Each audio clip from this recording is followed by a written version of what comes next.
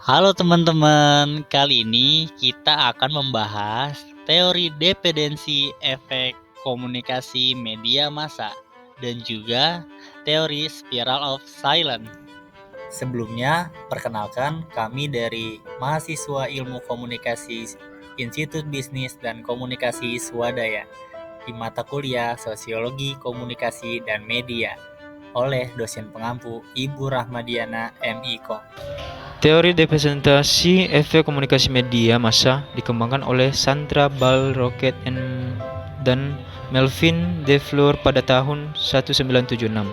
Teori ini menyatakan bahwa efek media massa audiens bergantung pada 3 faktor utama, yaitu pertama, satu, jumlah dan jenis media yang tersedia.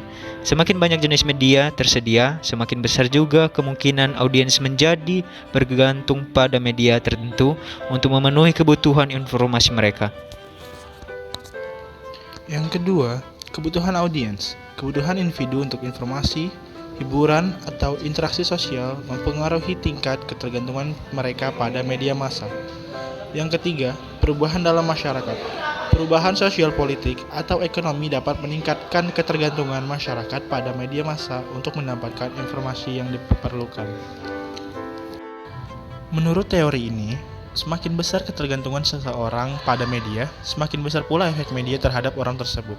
Misalnya, dalam situasi krisis, orang cenderung lebih bergantung pada media untuk mendapatkan informasi yang akurat dan terpercaya.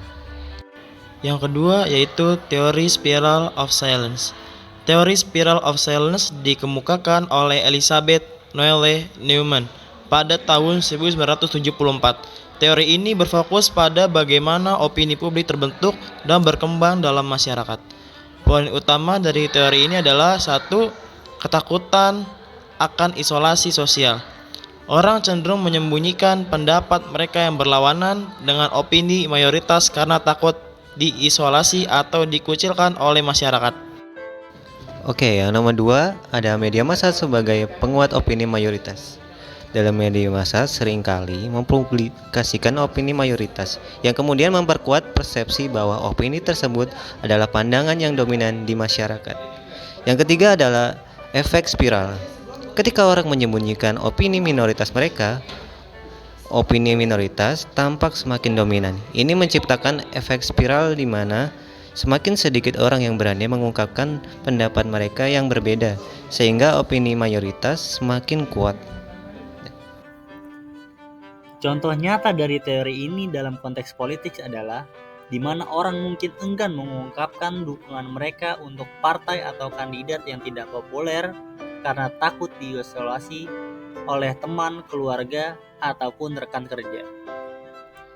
Baik, dengan demikian, dari penjelasan yang telah disampaikan, kita dapat menyimpulkan bahwa teori dependensi komunikasi media massa menyoroti pengaruh yang dimiliki media dalam membentuk pandangan dan sikap individu terhadap realitas sosial. Sementara itu, teori spiral of silence mengingatkan kita akan pentingnya dinamika sosial, di mana individu cenderung menyesuaikan pendapat mereka dengan mayoritas, menyebabkan perasaan terisolasi bagi mereka yang merasa berada di luar pendapat mayoritas.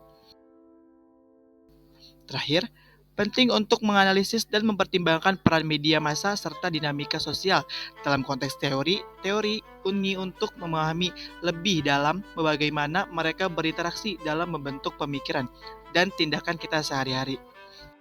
Dengan memahami kedua teori ini, kita dapat lebih jelas melihat bagaimana media massa dan interaksi sosial berdampak pada pembentukan opini dan perilaku masyarakat secara luas. Terima kasih kepada teman-teman yang sudah menonton sampai akhir. Semoga video ini bermanfaat. Terima kasih.